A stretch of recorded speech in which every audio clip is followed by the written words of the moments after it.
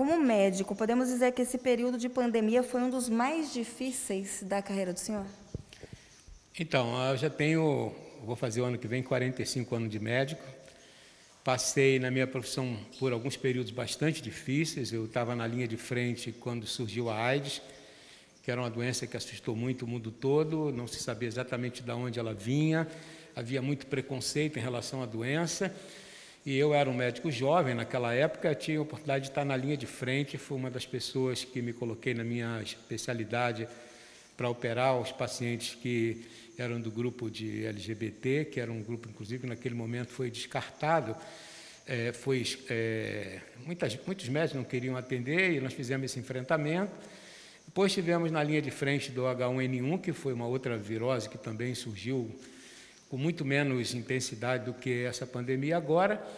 E agora também é uma experiência muito interessante, primeiro como médico, e nós já estamos estudando esse assunto desde dezembro e acompanhando com bastante detalhe tudo o que se sabe a respeito sobre essa doença no mundo, e a cada dia nós aprendemos coisas novas, mas principalmente pela responsabilidade como gestor de saúde numa cidade de mais de 300 mil habitantes, onde a doença chegou numa velocidade bastante rápida e, graças a Deus, com a contribuição de muitos dos colegas médicos, das pessoas responsáveis pela saúde de Limeira, nós conseguimos criar uma relação público e privada entre as diversas estruturas de saúde e montamos um processo e um planejamento para uma unidade especializada e buscamos todos os insumos responsáveis e necessários para poder fazer a tratativa e o enfrentamento dessa doença. É um grande desafio, não sei se será o maior da minha carreira, porque ainda estou na ativa, né? Mas eu aprendi que a minha vida é feita de desafios e legados, então eu não fujo dos desafios, acho que não estou aqui por acaso, Deus me colocou na frente desse desafio e eu tenho que enfrentá-lo com a maior dedicação possível. Como que foi a rotina do senhor durante a pandemia, doutor Vitor? Então, quando eu fui convidado pelo prefeito para assumir a Secretaria de Saúde, eu tinha alguns outros planos, né?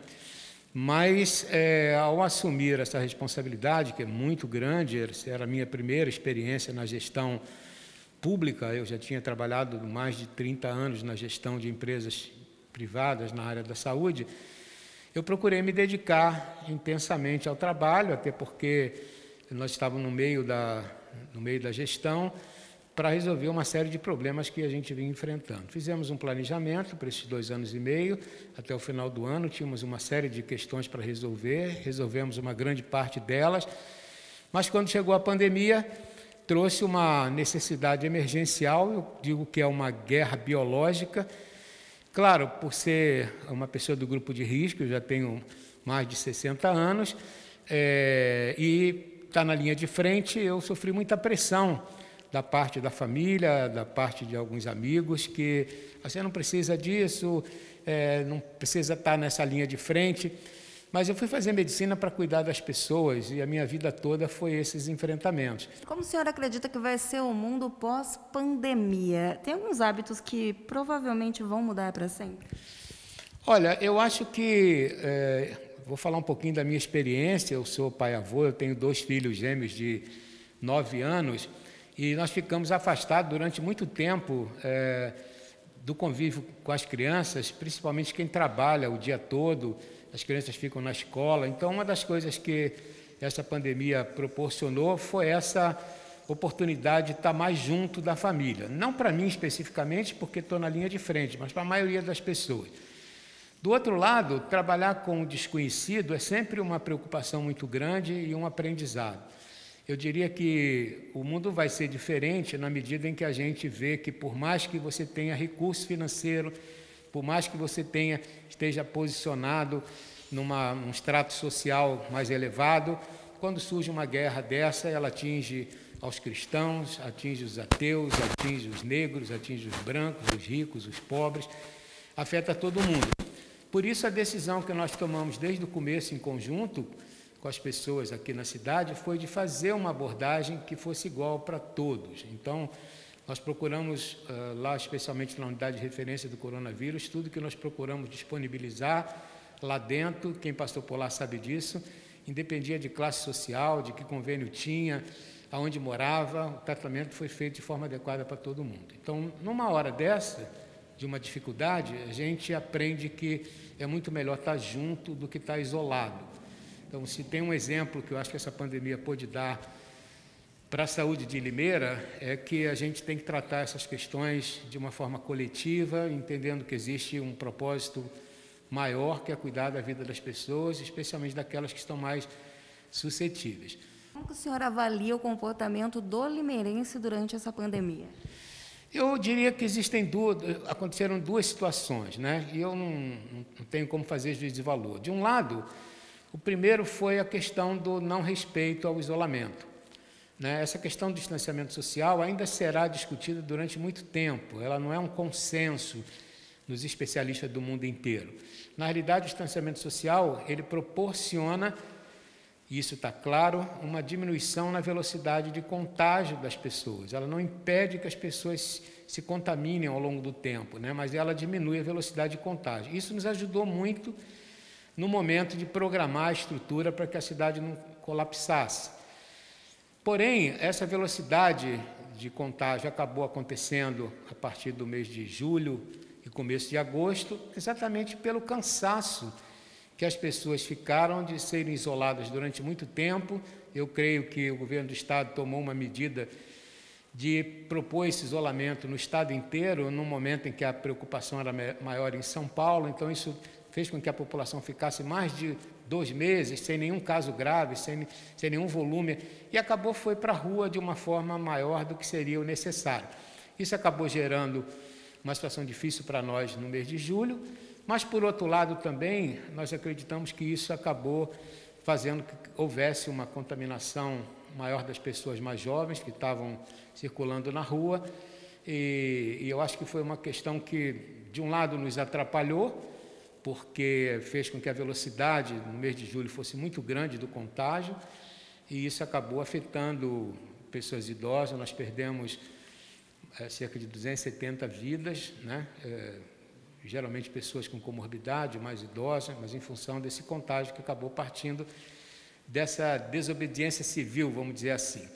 Do outro lado, eu quero me valer de uma situação que eu aprendi muito. Eu estou aqui, vai fazer 9 anos, fez 9 anos, que eu aprendi muito com o limeirense. O limeirense é um povo muito de apoiar as coisas, ele é um povo de fazer um trabalho voluntário muito grande, e na hora do chamamento, na hora que nós buscamos essa possibilidade de trabalhar em conjunto, a resposta foi muito positiva.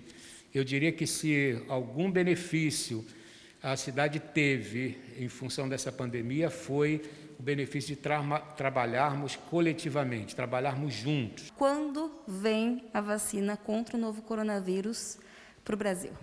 Então, a nossa expectativa é que ela possa acontecer no começo do ano. Nós temos várias instituições, várias empresas se movimentando, e realmente essa é uma pergunta de milhões de dólares, porque aquelas empresas que começarem primeiro vão ganhar muitos milhões de dólares, porque essa expectativa é muito grande. A minha crença é que nós teremos essa vacina por volta do início de janeiro disponível.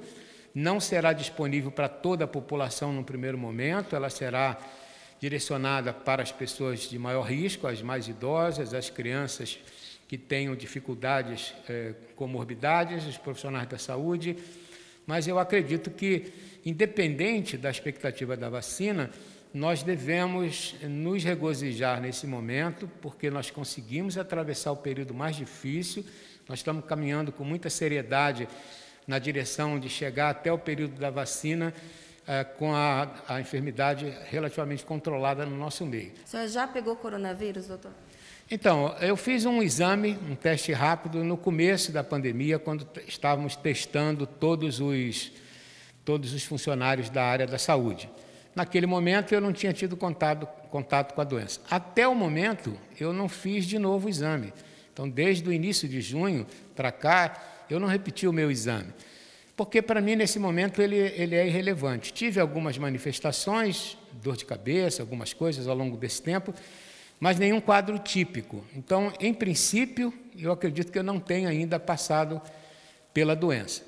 né? Embora seja do grupo de risco, embora esteja na linha de frente, embora muitas vezes a família me cobre um distanciamento maior, mas existem alguns fatores que eu acho que pode ser pelo cuidado que eu tenho tido, até agora acredito que não tenha me contaminado.